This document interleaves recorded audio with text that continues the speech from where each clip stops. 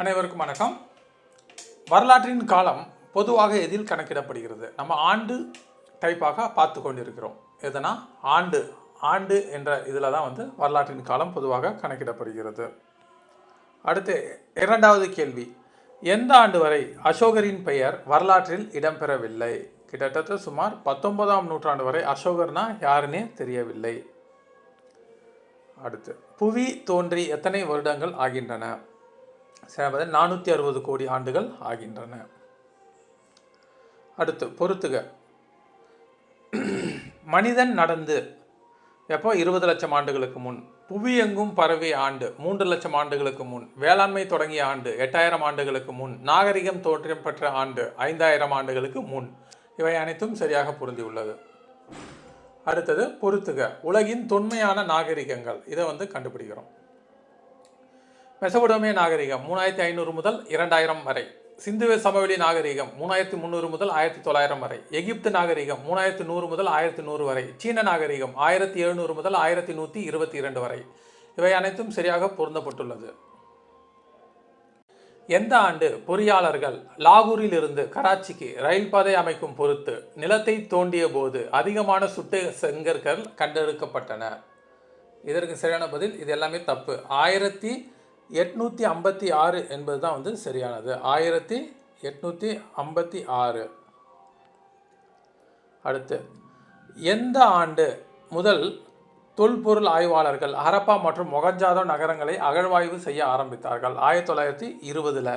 21 ஹரப்பாவை கண்டுபிடிக்கிறாங்க, 22 மொகஞ்சாதரோவை வெளியே கொண்டு வராங்க அகழாய்வு செய்து.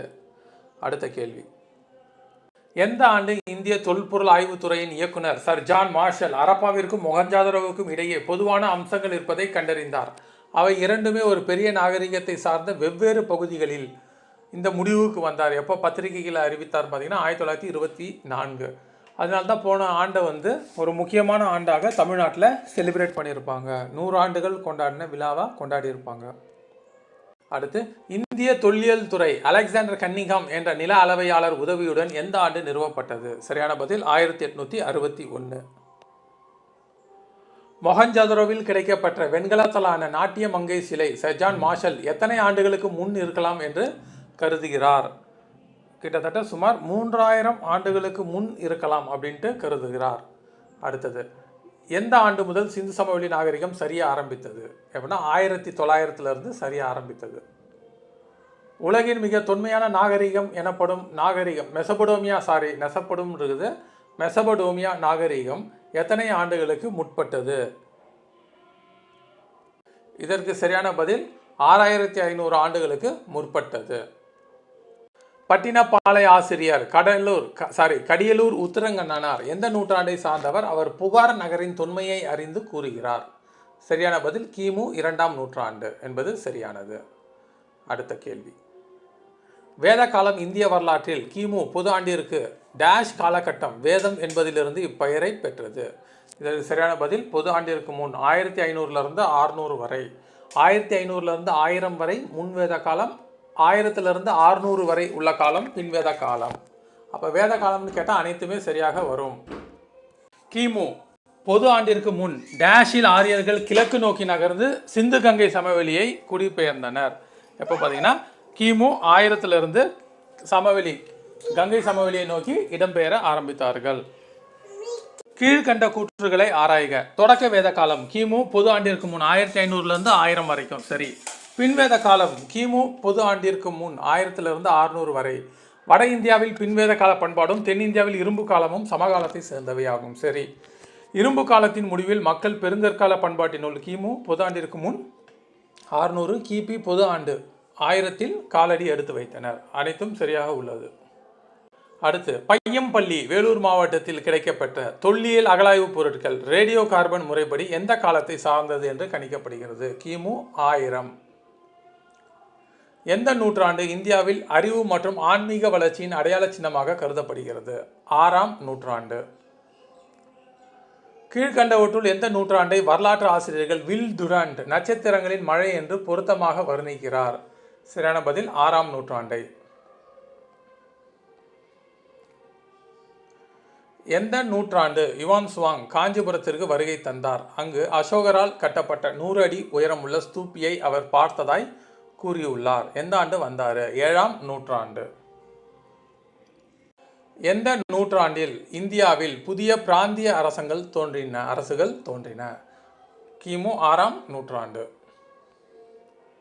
எந்த நூற்றாண்டில் சிந்து சமவெளி அதாவது சிந்து கங்கை சமவெளி பகுதியில் 16 மகாஜனபதங்கள் இருந்தன? இதற்கு சரியான பதில் 6ஆம் நூற்றாண்டு, கிமு 6ஆம் நூற்றாண்டு. இந்தியாவின் முதல் பேரரசு மௌரிய பேரரசு ஆட்சி செய்த காலம் எது? கிமு 322 முதல் 187 வரை. மௌரிய பேரரசின் சிறந்த அரசர் அசோகர் கலிங்கத்தின் மீது போர் புரிந்த ஆண்டு எது? கிமு 261. கீழ்கண்டவற்றுள் சங்க காலம் என்பது எது? கிமு 3ஆம் நூற்றாண்டு முதல் கிபி 3ஆம் நூற்றாண்டு வரை. கிமு 3ஆம் நூற்றாண்டிலிருந்து கிபி 3ஆம் நூற்றாண்டு வரை உள்ள காலம் சங்க காலம். சங்க இலக்கியங்கள் தோன்றிய காலம் சங்க காலம். அடுத்து, தற்போது வியன்னா அருங்காட்சியகத்தில் உள்ள பாப்பிரஸ் ஒப்பந்த பத்திரம் அலெக்சாண்டரியாவை சார்ந்த வணிகர் ஒருவருக்கும் முசிறியை சார்ந்த வணிகர் ஒருவருக்கும் இடையே ஒப்பந்தம் ஆவது வணிக ஒப்பந்தம் பதிவு செய்யப்பட்டுள்ள ஆவணம் கிடைக்கப்பெற்ற ஆண்டு எது? அது ஆண்டு எந்த நூற்றாண்டை சார்ந்தது? இதற்கு சரியான பதில் கிமு 1ஆம் நூற்றாண்டை சார்ந்தது அந்த ஆவணம். கீழ்கண்டவற்றுள் எந்த நூற்றாண்டில் இறுதியில் சங்க காலம் படிப்படியாக தனது சரிவை சந்தித்தது? எதனா கிபி 3ஆம் நூற்றாண்டிலிருந்து சங்க காலம் சரிவை சந்தித்தது. அடுத்து, சாதவாகனர் ஆட்சி அரசர் காலா ஒரு சிறந்த சமஸ்கிருத அறிஞர். எந்த நூற்றாண்டில் தக்கான பகுதியில் கண்டாரா மொழி பள்ளியை சார்ந்த சமஸ்கிருதம் செழித்தோங்கியது? சரியான பதில் கிபி 2ஆம் நூற்றாண்டில். குஷான பேரரசுகளில் மாபெரும் பேரரசர் கனிஷ்கர் எந்த ஆண்டு அரச பதவி ஏற்றார்? புதிய சகாப்தத்தை நிறுவினார். அது சாக சகாப்தம் என்று அழைக்கப்பட்டது. சரியான பதில் கிபி 78ஆம் ஆண்டு என்பது சரியானது. கிபி 78, கிமு இல்லை. ஹர்ஷர் வட இந்தியாவை ஆட்சி செய்த ஆண்டு எது? எதுனா கிபி 606 முதல் 647 வரை.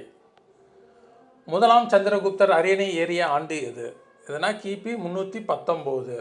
இது குப்த மரபு எரா அப்படின்னு அழைப்பாங்க.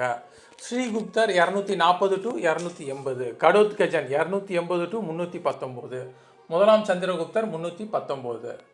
அடுத்து, குப்த வம்சத்தின் சிறந்த அரசர் சமுத்திரகுப்தர் பதவியேற்ற ஆண்டு எது?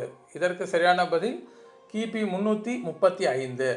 அடுத்து, 2ஆம் சந்திரகுப்தர் பதவியேற்ற ஆண்டு எது? கிபி 380.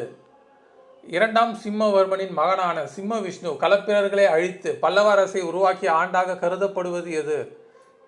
கிபி 600ஆம் நூற்றாண்டு.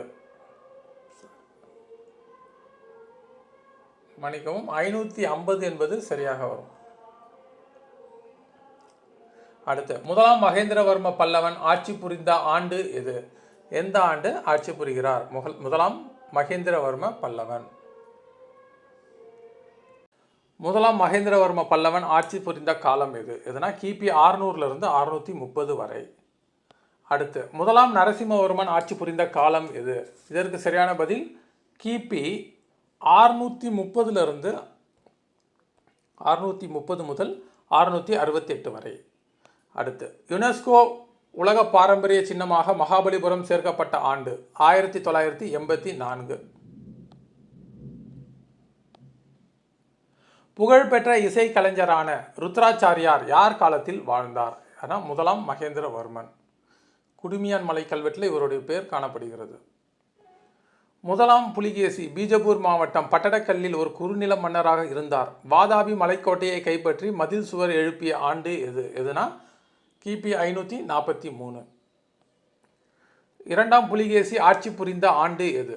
கிபி 610 முதல் 642 வரை ஆட்சி செய்திருக்கிறார். அடுத்த கேள்வி, முதலாம் கீர்த்திவர்மன் ஆட்சி செய்த காலம் எது? கிபி 610 642 வரை.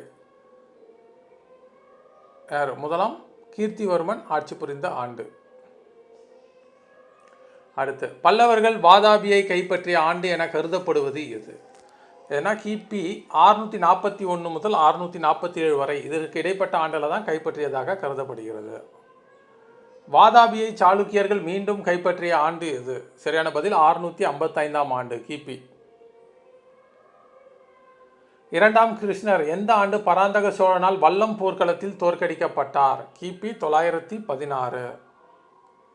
ராஷ்டிரகூட வம்சத்தின் சிறந்த அரசரான மூன்றாம் கிருஷ்ணர் தக்கோலம் போரில் சோழர்களை தோற்கடித்த ஆண்டு எது? கிபி 949. 6ஆம் வகுப்பு புத்தகத்தில் ஆண்டு சம்பந்தமான இந்த கேள்விகள் தான் இருக்கிறது.